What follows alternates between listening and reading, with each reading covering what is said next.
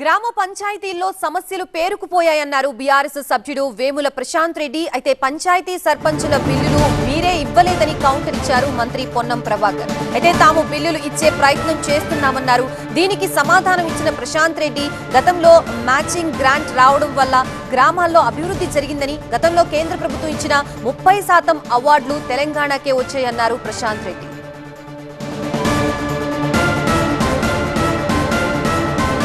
పంచాయతీలో ఎన్నికలు జరగకపోవడం మూలంగా, గ్రామ పంచాయతీ కార్యవర్గం లేకపోవడం మూలంగా సెంట్రల్ ఫైనాన్స్ కమిషన్ నుంచి నిధులు రావట్లేదు అధ్యక్ష. దాంతోపాటు రాష్ట్ర ప్రభుత్వం నుంచి కూడా నిధులు సరిగా రావట్లేదు అధ్యక్ష.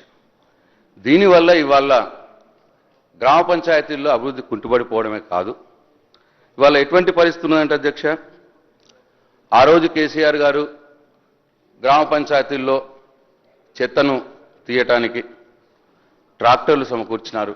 గతంలో పనిచేసిన సర్పంచులు మంగళసూత్రాలు అమ్ముకున్నామని వారు ప్రతిపాదించిన పనులు చేసి ఎక్కడ బిల్లులు ఇవ్వలేదనేటువంటి ఆలోచనతో చాలా ఇబ్బంది పడుతున్నటువంటి వాడవస్థ. నేను చాలా ఇబ్బందికరమైన పరిస్థితుల్లో మీరు చెప్తున్నారు, మేము అది చేసిన పేమెంట్ మాత్రం చేయలేదు కదా, చాలా ఇబ్బందికర పరిస్థితి ఉంది. ఇవాళ వీలైనంత వరకు గ్రామాల్లో స్వయంగా పనులు జరిపే ప్రయత్నం చేస్తూ ఉంది. నేను ఈ సందర్భంలో గౌరవ ఉప ముఖ్యమంత్రి గారు, ఫైనాన్స్ మినిస్టర్ గారు కూడా వాళ్ళు చేసిందైనా ఏదైనా పాపం పాత సర్పంచులకు సంబంధించిన బిల్లులు కూడా ఇవ్వాలని మేము కూడా కోరుతున్నాం అధ్యక్ష. దాన్ని ఏం ఇష్యూ